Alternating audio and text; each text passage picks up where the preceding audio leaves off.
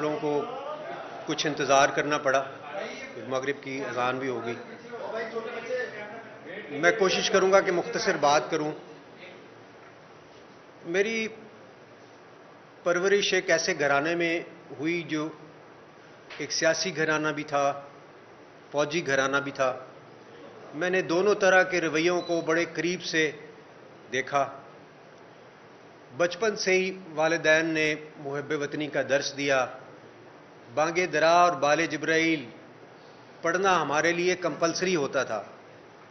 شہداء کی سٹوریز سن کے فخر محسوس کرتے تھے۔ راشد منہاس شہید ہوں یا میجر عزیز بھٹی شہید، وہ ہمارے ہیروز تھے، اور ہمیشہ یہی تصور کیا ہر مسلمان کی طرح کہ ہم بھی بڑے ہو کے فوج میں جائیں گے اور اللہ تعالیٰ شہادت کا رتبہ ہمیں دے گا۔ بچپن سے ہی برین کی بایو کیمسٹری کے اندر اپنی آرمڈ فورسز کے ساتھ اور بالخصوص شہداء کرام کے ساتھ ایک جذباتی وابستگی جو ہے وہ ہماری رہی ہے، اور اتنی زیادہ کہ اس کی چھلک ہمارے ہر رویے سے نظر آتی رہی۔ مجھے یاد ہے میں حج کرنے گیا تو کسی نے کہا سب سے پہلے خانہ کعبہ کو دیکھنے جا رہے ہو تو یہ دعا کرنا کہ آج میں جو دعائیں کروں قبول ہو جائیں۔ مگر عجیب واقعہ یہ ہوا کہ جب میں گیا مجھے یہ دعا بھی بھول گئی اور میں نے اپنے لیے شہادت کی دعا کی۔ یعنی وہ ایک چیز ذہن میں اور دل میں آپ کے ہوتا ہے جو آپ پاکستان کے لیے محبت وہ ہمیشہ جو رہی۔ اسی طرح کی کوٹیشنز یاد کرنا، مجھے یاد ہے کسی نے کہا تھا کہ inspired man with courage, determination and conviction, they act in unison but die alone. Shahadat is their destiny and Nishan-e-Haidar only a symbolic recognition of a supreme sacrifice. یہی جذبہ، یہی محبت بچپن سے لے کے نوجوانی اور اس کے بعد تک کی زندگی میں اور الحمدللہ آج تک رہی۔ میں جب اللہ نے مجھے فیم دیا تو جو پاکستان کے لیے کچھ کرنے کا جذبہ تھا وہ آپ نے بھی دیکھا کہ سہارا فار لائف ٹرسٹ کے ذریعے hospital, medical college, cancer hospital, اور پھر میڈیکل کالج میں بھی اس کی ریفلیکشن آپ کو نظر آئے گی، کیونکہ نارووال کے جتنے بھی شہداء کرام ہیں ان کے بچوں کے لیے ہمارے سہارا کے جو میڈیکل کالج ہے اس میں تعلیم مفت ہے۔ یعنی ان کی سیٹس اسپیسیفک ہم نے کی ہوئی ہیں کہ اگر کسی شہید کا بچہ ہے تو اس کو مفت ہم پڑھائیں گے، حالانکہ 1 کروڑ سوا کروڑ روپیہ اس پہ خرچہ آتا ہے۔ جہاں جہاں شہداء کی تصویریں لگی ہوئی ہیں، میں جب گاؤں مختلف دیہات میں ہم کیمپین کے لیے جاتے تھے تو کسی کونے میں تصویر نظر آتی تھی اور آتی ہے تو ایک عادت ہے کہ میں اس کو سلوٹ کرتا ہوں، اور ایسی آنکھوں میں پانی سا آ جاتا ہے کہ یار کتنا خوش قسمت تھا، اتنا بڑا اس نے رتبہ حاصل کیا۔ اور پھر عجیب واقعات ہوتے ہیں۔ ہر سال ہم سہارا کے میڈیکل کالج میں شہداء کی فیملیز کو بلاتے ہیں، فلیگ ریزنگ سیریمنی ہوتی ہے، ان کی فیملی کو تحفے تحائف دیے جاتے ہیں، ان کو نذرانہ عقیدت پیش کیا جاتا ہے، اور الحمدللہ وہ سلسلہ جاری ہے، اور آج سے نہیں ہے، 7-8 سال سے ہے۔ کبھی اس بارے میں بات نہیں ہوئی، مگر یہ وہ تھا جو میرا دل، جو اصل جو ہمارے دل کے اندر ہوتا ہے، ہم اکثر اس کے حوالے سے بات نہیں کرتے۔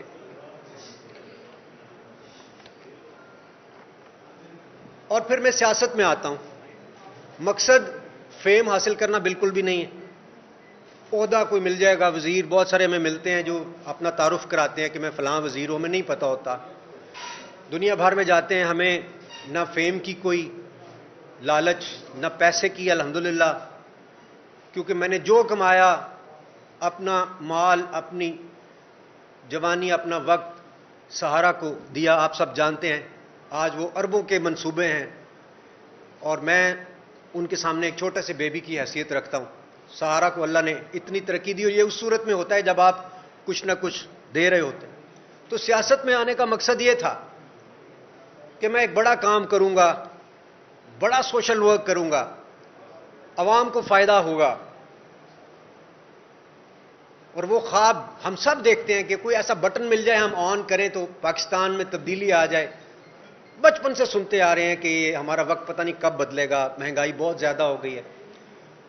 لیکن بدقسمتی سے مجھے وہ اپنا سیاست میں جو رول تھا, جو کام عوام کے لیے کرنے کا, وہ فی الحال پورا ہوتا ہوا نظر نہیں آ رہا. جو سیاسی رویے ہمیں آج کی سیاست میں نظر آ رہے ہیں, تشدد, اس میں وہ ہمیں نظر نہیں آ رہے. وہ آگے خدمت والا ایلیمنٹ مجھے نہیں نظر آتا, بلکہ جو پہلے میں کر رہا ہوں شاید وہ بھی متاثر ہوتا ہوا نظر آ رہا ہے. تو پھر ہم ایسا کام میں کیوں مزید اپنا وقت ضائع کریں جو ہمیں عوام کی خدمت سے کی طرف ہمیں آگے سوائے اندھیرے کے فی الحال کچھ نظر نہیں آ رہا. تو 9 مئی کے واقعات, شاید ہی کوئی ہوگا جس نے اس کی مذمت نہیں کی ہوگی. اس میں ہم نے انہی شہداء جن کا میں ذکر کر رہا تھا, ان کی یادگاروں کو ٹوٹتے ہوئے دیکھا, آگ دیکھی.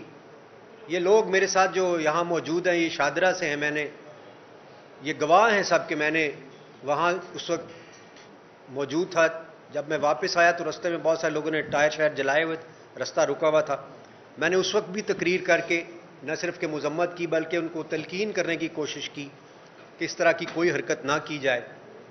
مگر پی ٹی آئی کے جو لوگ وہاں پہنچے اور جو توڑ پھوڑ اس کے نتیجے میں وہاں پہ ہوئی, جو آگ لگی اور جہاں جہاں بھی لگی, وہ شہداء کی یادگاریں ہمارا ترہ امتیاز ہیں. اور اس کی شدید تکلیف مجھے بھی ہے, ہم سب کو ہے, اور مجھے نہیں لگتا کہ ہم کہیں پہنچ رہے ہیں. اس طرح کے رویوں کے ساتھ اگر ہم آگے بڑھتے رہے تو پھر پاکستان آگے نہیں بڑھ سکتا. ان اللہ مع الصابرین, ہمیں ہمارا دین بہت کچھ سکھاتا ہے. میں یہ بھی ڈسکس کرتا رہا اپنے لیڈرز کے ساتھ کہ نبی کریم صلی اللہ علیہ وسلم صلح حدیبیہ بھی کرتے ہوئے ہمیں نظر آتے ہیں.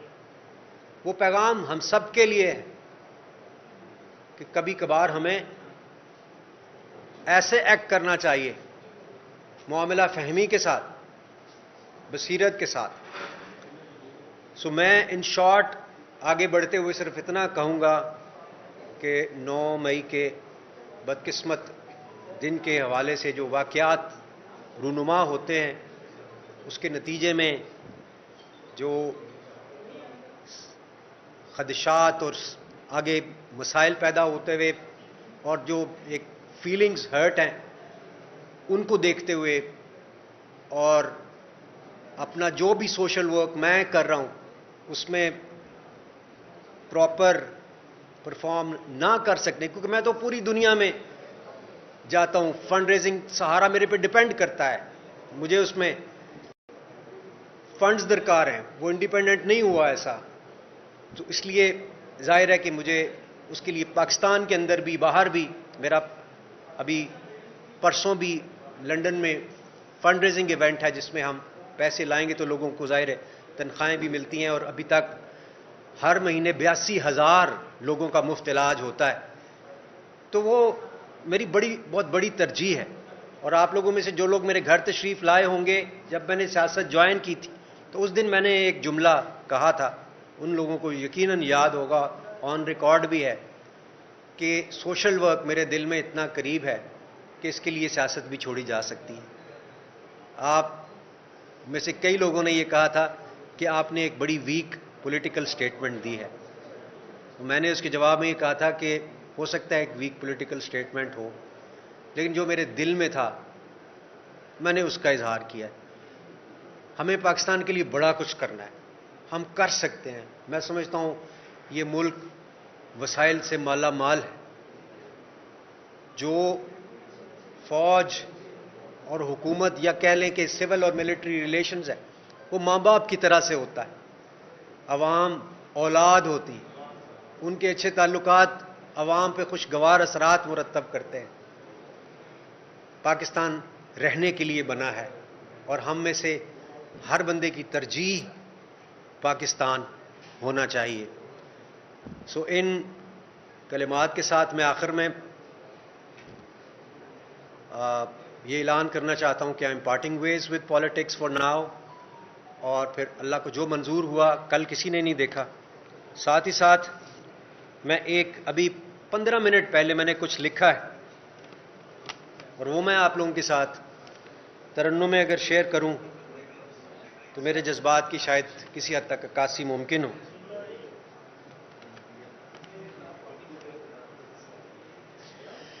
جو راہ حق میں چلے گئے ان پہ دل واروں جاں واروں، اس دیس کے ان رکھوالوں پہ میں کیا واروں کیا نہ واروں. ہم مثبت سوچ کے حامل ہیں، ہم کو بس اتنا کہنا ہے، اس دیس کو قائم رہنا ہے، اس دیس کو قائم رہنا ہے، اس دیس کو قائم رہنا ہے، اس دیس کو قائم رہنا ہے. عمران صاحب اس موقع پہ